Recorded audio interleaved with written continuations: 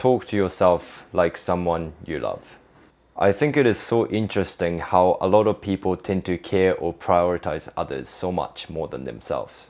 I see this phenomenon with friends or colleagues around me quite often in Japan. Some of them prioritize others excessively so that they seem to forget about taking care of themselves. I mean, it's human nature to desire to be accepted or liked by others around us, and hence caring and prioritizing other people over us is quite natural for all of us. But I feel like in Japan we care and prioritize others not because we want to, but because we think we are expected to or are forced to do so. Somehow, Japanese culture sees prioritizing yourself as rather selfish. From a young age, we are taught to be humble about our own successes and wins in life, and the only way to understand our worth seems to be determined by the opinions and perceptions of us created by other people. Therefore, we tend to seek recognition from others even if we become old enough to make conscious decisions in life. And I feel like a lot of Japanese people don't give a lot of thought to the importance of taking care of yourself, because this is something that is really brought up as a topic in our lives.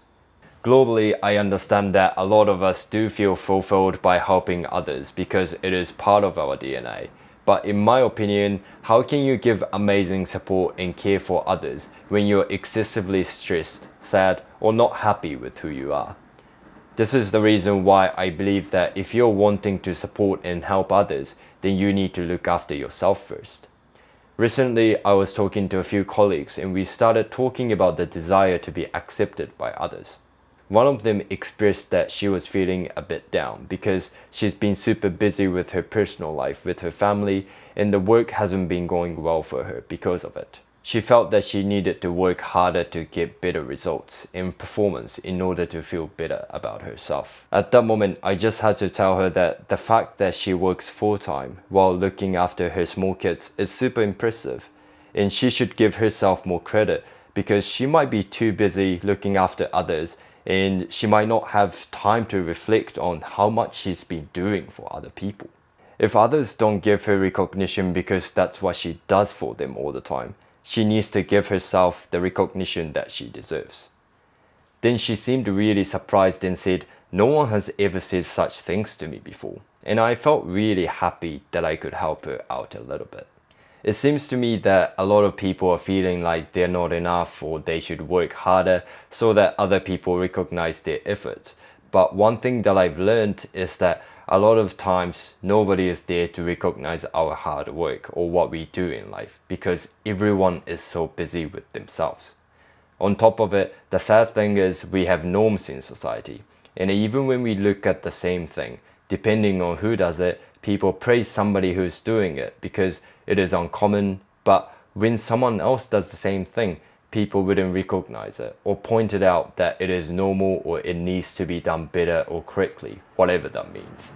For example, if a male like myself cooks for my family and takes care of my kids while working a full-time job, then people in Japan would likely look at it as amazing because there is still a high percentage of men who don't do chores in their households.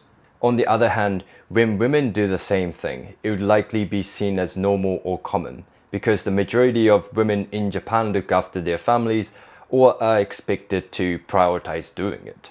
In this case, trying to be recognized by others for your hard work can be such a difficult thing to achieve, depending on who you are, due to the societal norm that we strongly hold on to. And if your happiness is based on being praised or recognized by others, it would give you a lot of disappointments when no one sees it for a long time. This is why you should learn to recognize your own effort or praise yourself when needed, so that your happiness doesn't need to rely so much on other people and external factors. This is where the importance of talking to yourself like someone you love comes in. It is as if you become your own best friend. You always listen to what your body and mind tell you and support yourself, especially when you are having a challenging or complex time in life. And I believe that when you become kind to yourself, you start being aware of how you can contribute to other people positively. It is as if your vision is widened, which allows you to interpret things differently compared to the past. For example, when I became kind to myself, one thing that I noticed was that I always struggled to belong to a group growing up, because I would always feel like an outsider, no matter how hard I tried to fit in. For a long time, I looked at this as my weakness, because I couldn't understand why others seemed to be able to fit in so easily while I looked like the only one who wasn't able to do it right. But then I started opening up to other people about this experience by being kind to myself and looking at this experience as something to share with others rather than to see it as a weakness. Then I quickly found that there are a lot more people who have experienced similar feelings that I've had than I expected, and I was able to connect with them deeply. I also felt that those connections were more meaningful and tended to be long-term. It fascinated me because I always felt that I gravitated towards people's experiences that were hard, challenging, and traumatic to a point, in what they learned or how they overcame them, rather than the successful stories, what happened at the party last night, or which celebrity married whom, etc.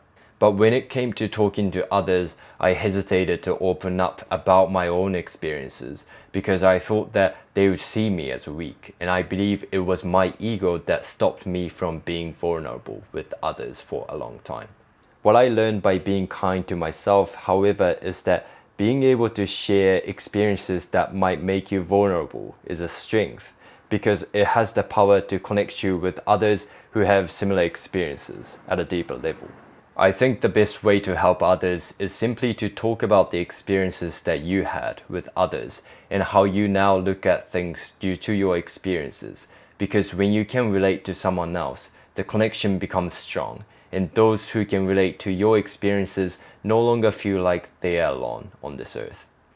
Though we might look at one thing, there are countless ways to interpret it, because we create opinions about things based on our experiences that are unique to each and every one of us. So I believe we should be the priority to look after, because if we don't look after ourselves, how can we experience more things in life to help other people around us?